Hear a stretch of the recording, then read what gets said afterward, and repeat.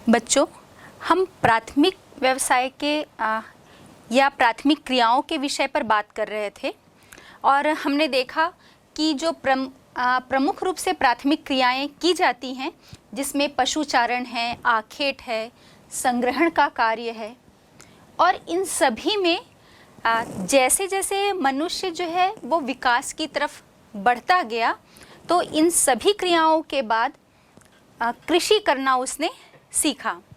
और कृषि जो है वो एक प्रमुख प्राथमिक क्रिया या व्यवसाय हम कहते हैं।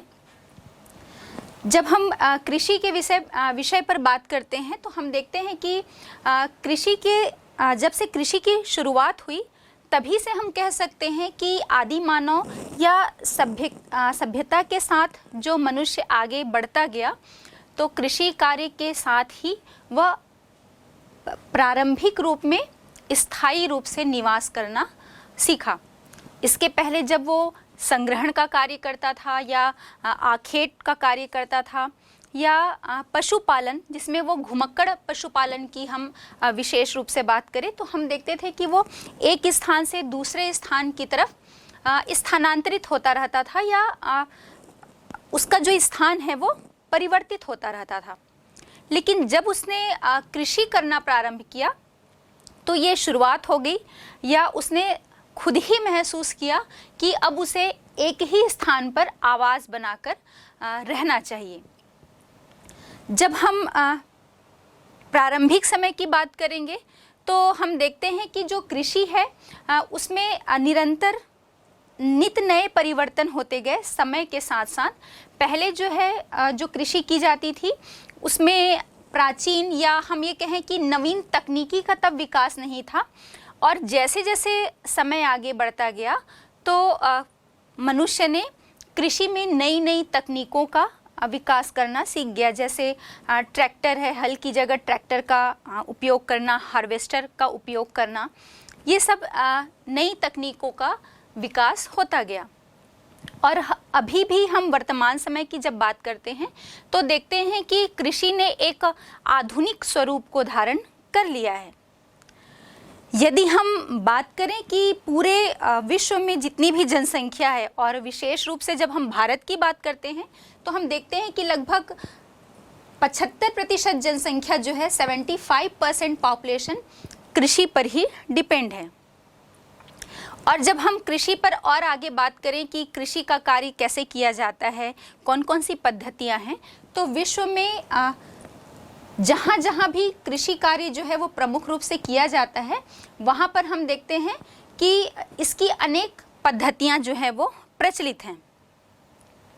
कृषि हमारे लिए इसलिए भी और महत्वपूर्ण हो जाता है, या इसका अध्ययन हमारे लिए और भी इसलिए महत्वपूर्ण हो जा रहा है क्योंकि कृषि से हमें खाद्य की आपूर्ति, खाद्य संसाधन तो मिलते ही हैं। हमारे जो जीवन की मूलभूत आवश्यकताएं हैं, जिसमें भोजन जो प्रमुख रूप से है वो हमें कृषि से ही प्राप्त होता है।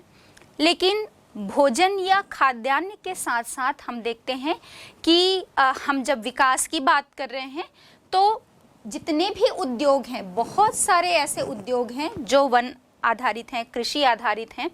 तो कृषि आधारित उद्योगों के लिए जैसे हम बात कर सकते हैं शक्कर उद्योग है, या अलग अलग जो आप राइस मिल देखते हैं, पोहा उद्योग है, मतलब ऐसे ही बहुत सारे जो उद्योग हैं, या जो विश्व के साथ साथ हमारे भारत का भी एक महत्वपूर्ण उद्योग सूती वस्त्र उद्योग, इसके लिए भी कपास, ये सब जो है मतलब कहने का तात्पर्य यह है कि खाद्यान्न के साथ साथ हमें उद्योगों के लिए कच्चा माल भी जो है वो कृषि के माध्यम से ही मिलता है। इसलिए कृषि का अध्ययन करना, इसके बारे में जानना हमारे लिए और ज़्यादा इम्पॉर्टेंट हो जाता है। अब हम देखते हैं भी, जैसा हमने बात की कि विश्व के अलग अलग क्षेत्र में ये जो कृषि कार्य किया जाता है, इसकी अनेक प्रकार की पद्धतियां जो है वो प्रचलित हैं। अलग अलग प्रकार से कृषि का कार्य किया जाता है।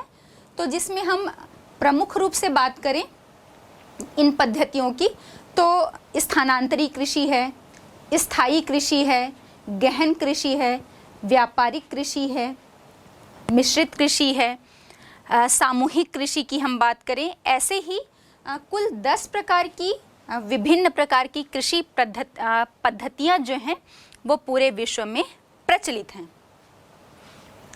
आइए हम बात करते हैं इन सभी पद्धतियों पर विस्तार से, एक एक करके सभी पर चर्चा करेंगे। तो सबसे पहले हम देखते हैं निर्वाह कृषि, जिसको हम बोलते हैं सब्सिस्टेंस एग्रीकल्चर। निर्वाह कृषि पर या कृषि की सभी पद्धतियों पर चर्चा करने से पहले हम जब कृषि की बात कर रहे हैं तो हम समझ लें कि कृषि किसे कहते हैं। तो कृषि से तात्पर्य हमारा होता है खेतों को जोतना, फसल उगाना और उसके साथ ही साथ पशुओं का पालन पोषण करना। अब आप कहेंगे पशुओं का पालन पोषण करना कृषि में कैसे आ गया? तो अभी हमने जैसा बात की थी कि अलग पद्धतियों के बारे में चर्चा की और उसमें हमने देखा कि मिश्रित कृषि, तो मिश्रित कृषि में फसलों के उत्पादन के साथ साथ पशुपालन का भी कार्य जो है वो किया जाता है। आप अपने घर में देखते होंगे कि डेली रोज़मर्रा के जीवन में हम देखते हैं कि सुबह सुबह दूध वाला आता है, दूध देकर जाता है। आपको कुछ अच्छा, कुछ डिफरेंट खाने का मन किया तो आपने पनीर से रिलेटेड चाहे सब्जी खा ली, पनीर चिली खा लिया, या और अलग अलग आइटम्स की हम जो बात करते हैं। मीठा खाने का मन किया तो हम खोए से संबंधित जो या खोए से बनने वाली मिठाइयों को हम खाते हैं। तो ये सब कहाँ से आ रहा है? दूध और दूध से बने हुए प्रोडक्ट्स, ये सब हमको कृषि कार्य से ही मिलते हैं। तो सबसे पहले विभिन्न पद्धतियों पर हम निर्वाह कृषि पर बात करते हैं।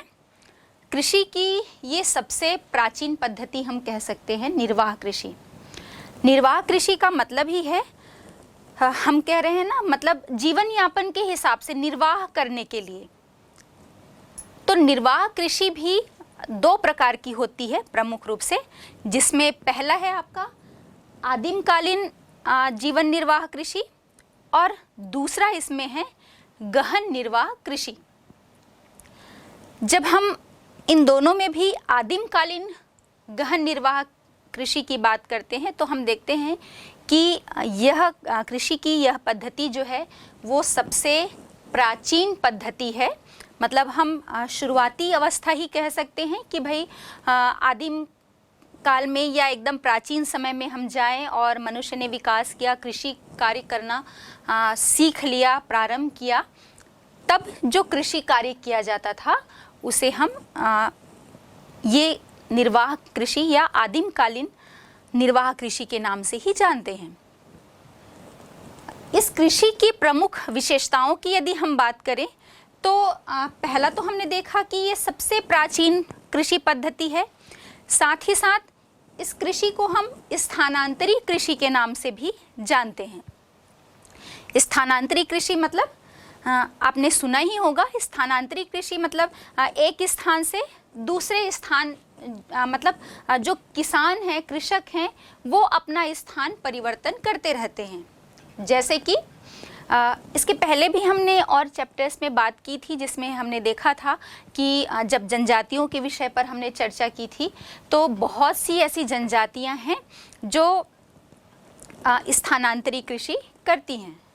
यहाँ पर आप देख भी पा रहे होंगे, इस प्रकार की जो कृषि है इसमें सबसे पहले वनों को जलाकर साफ कर दिया जाता है और वनों को जलाकर साफ करने के बाद उसके जो अवशेष बच जाते हैं, जो राख बचती है, उसको वहाँ पर फर्टिलाइज़र या उर्वरक खाद के रूप में प्रयोग किया जाता है।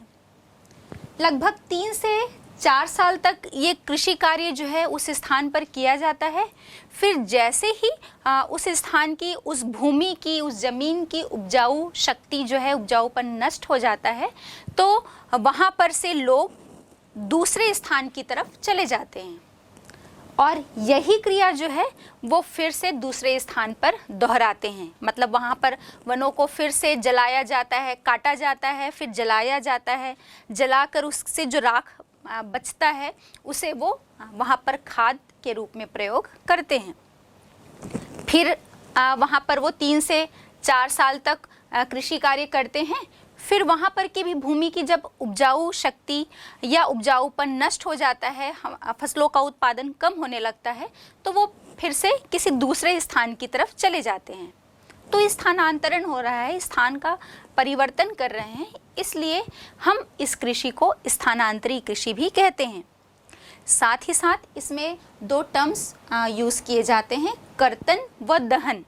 इस कृषि को हम कर्तन व दहन कृषि के भी नाम से जानते हैं, और वो इसलिए कि अभी हमने देखा कि जो लोग हैं या हम कहें किसान जो स्थानांतरी कृषि करते हैं, वो किसी एक स्थान पर गए, वनों को काट कर उसे जला दिया, जलाकर वनों को साफ करते हैं। तो काटा और जलाया, इस कारण इस कृषि को कर्तन व दहन कृषि के नाम से भी जाना जाता है। ऑब्जेक्टिव टाइप के क्वेश्चन में ये आपके बोर्ड परीक्षा के हिसाब से भी इम्पॉर्टेंट है। आपसे पूछा जा सकता है कि कर्तन और दहन कृषि की किस पद्धति को कहते हैं, तो आपका आंसर होगा स्थानांतरी कृषि या आदिमकालीन निर्वाह कृषि। ये दोनों एक ही कृषि पद्धतियां हैं।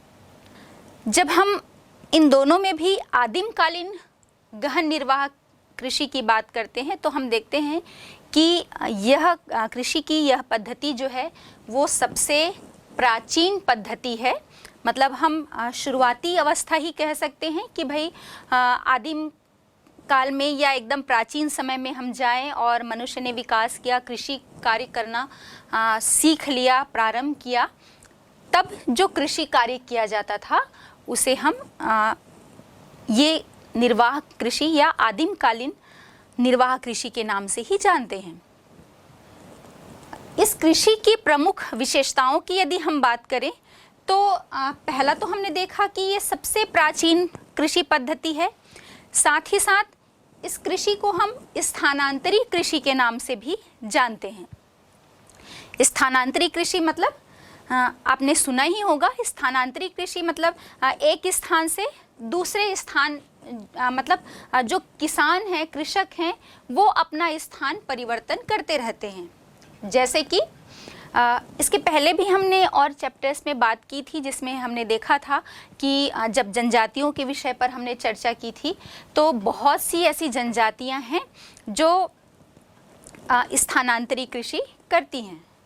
यहाँ पर आप देख भी पा रहे होंगे, इस प्रकार की जो कृषि है इसमें सबसे पहले वनों को जलाकर साफ कर दिया जाता है, और वनों को जलाकर साफ करने के बाद उसके जो अवशेष बच जाते हैं, जो राख बचती है, उसको वहाँ पर फर्टिलाइज़र या उर्वरक खाद के रूप में प्रयोग किया जाता है। लगभग 3 से 4 साल तक ये कृषि कार्य जो है उस स्थान पर किया जाता है। फिर जैसे ही उस स्थान की, उस भूमि की, उस ज़मीन की उपजाऊ शक्ति जो है, उपजाऊपन नष्ट हो जाता है, तो वहाँ पर से लोग दूसरे स्थान की तरफ चले जाते हैं, और यही क्रिया जो है वो फिर से दूसरे स्थान पर दोहराते हैं। मतलब वहाँ पर वनों को फिर से जलाया जाता है, काटा जाता है, फिर जलाया जाता है, जलाकर उससे जो राख बचता है उसे वो वहाँ पर खाद के रूप में प्रयोग करते हैं।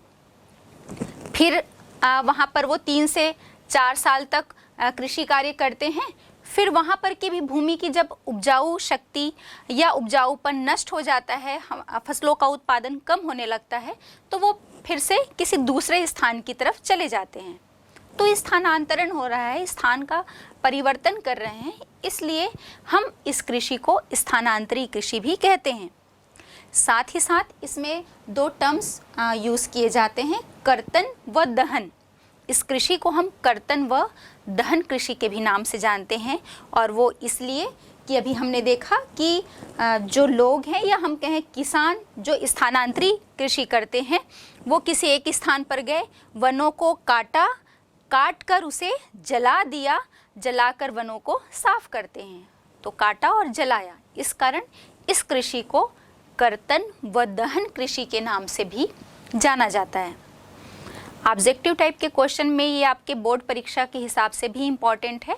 आपसे पूछा जा सकता है कि कर्तन और दहन कृषि की किस पद्धति को कहते हैं, तो आपका आंसर होगा स्थानांतरी कृषि या आदिमकालीन निर्वाह कृषि। ये दोनों एक ही कृषि पद्धतियां हैं।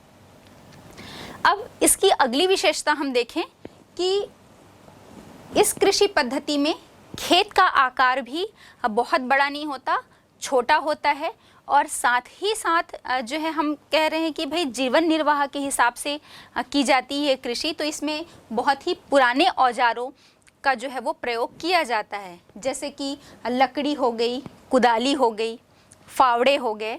इस प्रकार के कृषि औजार जो हैं वो प्रयोग किए जाते हैं। अब बात करते हैं हम कि ये कृषि पद्धति पूरे विश्व में किन किन स्थानों पर की जाती है।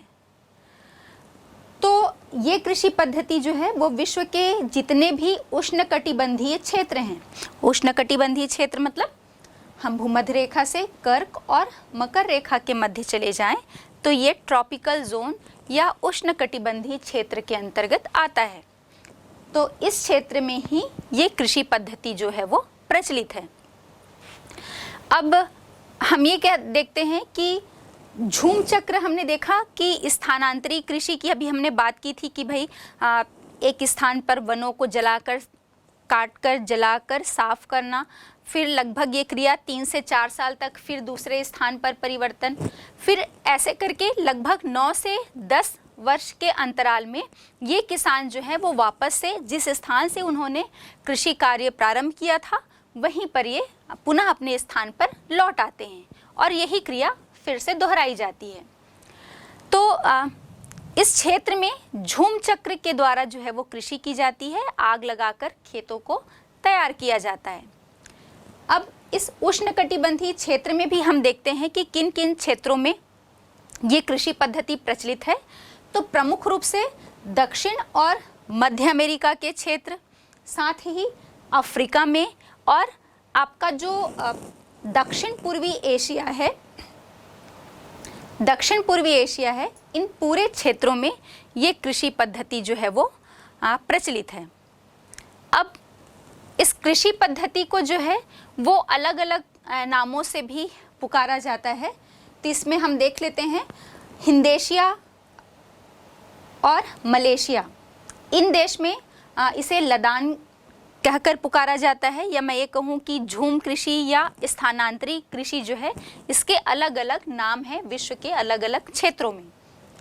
तो हिंदेशिया और मलेशिया में लदान, उत्तर पूर्वी भारत में इसे झूमिंग कृषि के नाम से जाना जाता है, फिलीपाइंस में इसे चेंगिन कहा जाता है, मध्य अमेरिका और मैक्सिको में मिल्पा के नाम से ये प्रचलित है, वियतनाम में इसे रे कहा जाता है, वेनेजुएला में कोनुको के नाम से ये प्रचलित है, ब्राज़ील में रोका कहा जाता है, और मध्य अफ्रीका में इसे मस्वेलो के नाम से पुकारा जाता है। तो आपके बोर्ड परीक्षा के हिसाब से भी ये मोस्ट इम्पॉर्टेंट है कि छोटे प्रश्नों में या ऑब्जेक्टिव टाइप के जो प्रश्न आते हैं उसमें ये आपसे प्रश्न पूछा जा सकता है कि स्थानांतरी कृषि के, जैसे पूछ लिया कि रे कृषि जो है, रे कृषि पद्धति या स्थानांतरी कृषि को रे किस देश में या किस क्षेत्र में कहा जाता है, या रोका नाम से ये किस देश में प्रचलित है, झूमिंग कृषि कहाँ कहा जाता है, या ऐसा भी पूछा जा सकता है कि भाई मध्य अफ्रीका में स्थानांतरी कृषि को क्या कहा जाता है, या उत्तर पूर्वी भारत में इसे किस नाम से जाना जाता है। तो इस हिसाब से भी आपको इन प्रश्नों को तैयार करना है। अब हमने ये जो देखा आदिमकालीन निर्वाह कृषि, इसकी कुछ समस्या भी है कि जहाँ पर भी ये निर्वाह कृषि की जाती है तो लोग चूँकि स्थानांतरित होकर हमने देखा कि वनों को काटते हैं और फिर जलाकर साफ कर देते हैं, तो इससे पर्यावरण को बहुत अधिक नुकसान पहुँचता है। और दूसरी इसकी समस्या ये है कि लगभग 3 से 5 वर्षों तक जब ये कृषि कार्य करते हैं उसके बाद यहाँ पर भूमि का उपजाऊपन भी नष्ट होने लगता है। अब जो निर्वाह कृषि है इसके अंतर्गत हम इसका दूसरा प्रकार देखते हैं, गहन निर्वाह कृषि। अभी हमने बात की थी आदिमकालीन निर्वाह कृषि और दूसरा है गहन निर्वाह कृषि।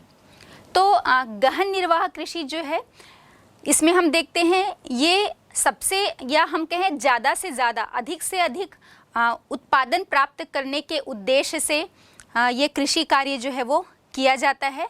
और चूँकि इस कृषि का उद्देश्य ही होता है मैक्सिमम प्रोडक्शन लेना या अधिकतम उत्पादन प्राप्त करना, तो इसलिए यहाँ पर जो पूंजी और श्रम है इनका बहुत बड़ी मात्रा में प्रयोग किया जाता है ताकि प्रति इकाई क्षेत्र से अधिक उत्पादन जो है वो प्राप्त किया जा सके। साथ ही हम देखें कि ये कृषि का एक स्थायी रूप है। इसके पहले हमने बात की थी आदिमकालीन निर्वाह कृषि के विषय में कि ये स्थानांतरी कृषि है। यहाँ पर स्थान परिवर्तन करके कृषक जो है या किसान कृषि कार्य करते हैं। लेकिन गहन निर्वाह कृषि जो है ये कृषि का स्थायी रूप है, एक ही स्थान पर रहकर किसान जो है वो कृषि कार्य करते हैं।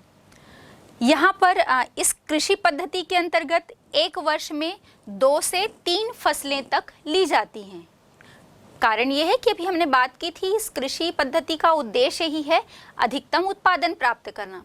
तो जब हम वर्ष में एक ही फसल लेंगे तो उससे हमें कम उत्पादन प्राप्त होगा, और जब हम उतने ही क्षेत्रफल में एक वर्ष में खरीफ में एक बार पहली फसल ले ली धान या मक्का ज्वार की, फिर जब रबी का मौसम आया तो हम गेहूं ले लिए, चना ले लिए, जायद फसल के दौरान हम कोई सब्जियां या फल उगा लिए, तो हम क्या देखते हैं कि जब हम उतने ही क्षेत्रफल में एक कृषि वर्ष में 2 से 3 फसलें उत्पादित कर रहे हैं तो नेचुरली है कि हमें उत्पादन जो है वो अधिक प्राप्त होगा।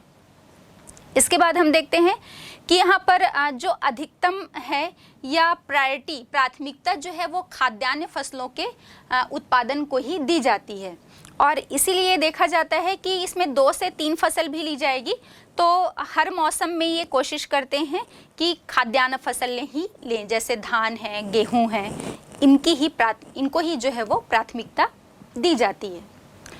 अब जितने भी मानसून एशिया के सर्वाधिक घने बसे क्षेत्र हैं जहाँ पर जनसंख्या का घनत्व हमें अधिक देखने को मिलता है, वहीं पर ये कृषि कार्य जो है वो सर्वाधिक प्रचलित है। अब गहन निर्वाह कृषि की ये विशेषताएं देख लिए, लेकिन इसके भी 2 प्रकार हैं। पहला चावल प्रधान गहन निर्वाह कृषि और दूसरा है चावल विहीन या चावल रहित गहन निर्वाह कृषि। इसमें हम देखते हैं कि जैसा नाम से ही स्पष्ट हो रहा है चावल प्रधान गहन निर्वाह कृषि, तो जिस कृषि पद्धति में या जिन क्षेत्रों में चावल के उत्पादन को प्राथमिकता दी जाती है या चावल जो है वो प्रमुख रूप से उत्पादित की जाती है उसे हम चावल प्रधान गहन निर्वाह कृषि कहते हैं। और इसकी विशेषताओं के विषय में बात करें तो पहला तो हमने देख लिया चावल यहाँ की यह धान जो है वो प्रमुख फसल होती है। दूसरा, चूंकि चावल उत्पादन किया जा रहा है तो हमें पता है कि धान के उत्पादन के लिए लगभग मिनिमम 100 सेंटीमीटर से अधिक वर्षा की आवश्यकता होती है। मतलब हम औसत की बात करें तो 100 से 150 सेंटीमीटर वर्षा जो है वो चावल के उत्पादन के लिए, धान के उत्पादन के लिए अनिवार्य होती है। तो ये उन क्षेत्रों में की जाती है जहाँ पर वर्षा का औसत जो है वो लगभग 100 से 150 सेंटीमीटर के आसपास मिलता है। फिर हम देखेंगे कि इन कृषि पद्धतियों वाले क्षेत्र में खेत का आकार जो है वो छोटा होता है, और साथ ही साथ परिवार के जितने भी सदस्य होते हैं पूरा परिवार इसी कार्य में लगा हुआ होता है। चूँकि चावल की जो कृषि की जाती है उसमें श्रम की भी आवश्यकता होती है, तो मशीनों का इसमें गहन निर्वाह कृषि है, ये जीवन निर्वाह के लिए की जाती है। इसलिए यहाँ पर जो मानव श्रम है उसका अधिक प्रयोग किया जाता है और मशीनों का प्रयोग इसमें कम होता है। फिर हम देखें खाद भी या उर्वरक जो है जो यहाँ पर प्रयोग किए जाते हैं उसमें प्रमुख रूप से गोबर खाद या हरी खाद का ही प्रयोग किया जाता है इस कृषि पद्धति में। इसमें एक और हम ये देखें कि विशेषता क्या है, तो इस कृषि पद्धति वाले क्षेत्र में प्रति इकाई उत्पादन तो अधिक होता है, मतलब 1 हेक्टेयर क्षेत्र में चूंकि हम बहुत अधिक श्रम लगा रहे हैं, फर्टिलाइज़र का उपयोग कर रहे हैं, पूंजी को भी अधिक लगा रहे हैं, तो प्रति इकाई उत्पादन तो हमें अधिक प्राप्त होता है, लेकिन प्रति व्यक्ति उत्पादन जो है वो इस कृषि पद्धति में कम देखने को मिलता है। अब इसका दूसरा प्रकार चावल विहीन या चावल रहित गहन कृषि की हम बात करते हैं। इस कृषि पद्धति में हम देखेंगे कि यहाँ पर चावल की प्राथमिकता नहीं होती, उसकी प्रधानता नहीं होती। इसमें चावल के स्थान पर चाहे गेहूं का उत्पादन किया जाए, फिर सोयाबीन हो गया, जौ, ज्वार, बाजरा या कोई भी दलहन और तिलहन फसलों की प्रधानता होती है या उसको प्रमुख रूप से बोया जाता है। अब चूंकि हमने देखा कि जहाँ पर चावल या धान का उत्पादन होगा तो वर्षा का औसत हमें अधिक चाहिए, क्योंकि धान की जो खेती है उसमें अधिक जल की आवश्यकता होती है। लेकिन हमें पता है इसकी जगह यदि हम गेहूं, सोयाबीन, जौ, बाजरा या कोई भी दलहन फसल लेते हैं या तिलहन फसल, तो उसकी अपेक्षा उसमें जल की आवश्यकता कम होती है। तो ये ऐसे जिन क्षेत्रों में ये कृषि की जाती है वहाँ 100 सेंटीमीटर से कम वार्षिक वर्षा वाला क्षेत्र होता है, या मैं ये कहूँ कि जिन क्षेत्रों में 100 सेंटीमीटर औसत वार्षिक वर्षा होती है उन्हीं क्षेत्रों में ये कृषि जो है वो की जाती है। तो हमने देखा कि चूँकि वर्षा का औसत इसमें कम चाहिए या कम आर्द्रता, कम जल की आवश्यकता होती है, तो ये मैक्सिमम जो है वो रबी फसल के समय पे ही बोए जाते हैं, या जिन क्षेत्रों में वर्षा का औसत कम होता है, कम बारिश मिलती है जिन क्षेत्रों को, उन क्षेत्रों में ये जो फसलें हैं वो बोई जाती हैं। क्योंकि खरीफ फसल के दौरान यदि बोएंगे, या हम ये कहें कि जिन क्षेत्रों में बारिश अधिक मिल रही है तो इनका उत्पादन अच्छा नहीं होगा, इसलिए ये कम वर्षा वाले क्षेत्रों में या फिर रबी फसल के दौरान जब कम वर्षा प्राप्त होती है उसी समय पर इन फसलों को बोया जाता है। फिर हम देखते हैं कि जहाँ पर 100 सेंटीमीटर से कम वर्षा का औसत होगा तो वहाँ पर सिंचाई के माध्यम से भी ये फसलें, जिन क्षेत्रों में सिंचाई की सुविधा उपलब्ध है, तो सिंचाई के द्वारा भी इन फसलों का उत्पादन जो है वो अच्छा उत्पादन जो है वो प्राप्त कर लिया जाता है। अब हम देखते हैं कि विश्व में किन किन क्षेत्रों में कृषि पद्धति जो है वो प्रचलित है। तो उत्तरी चीन, मंचूरिया, उत्तरी कोरिया और इसके साथ ही उत्तरी जापान, इन क्षेत्रों में या इन देशों के इन भागों में ये कृषि पद्धति प्रमुख रूप से की जाती है। और जब हम भारत की बात करते हैं तो हम देखते हैं कि भारत में सिंधु गंगा और ब्रह्मपुत्र का जो मैदान है उसके पश्चिमी भाग में गेहूं की खेती की जाती है, और जो दक्षिण पूर्वी क्षेत्र हैं, शुष्क क्षेत्र हम कह सकते हैं, जहां पर बारिश का या वर्षा का औसत कम मिलता है, वहां पर प्रमुख रूप से ज्वार और बाजरे की कृषि जो है वो की जाती है।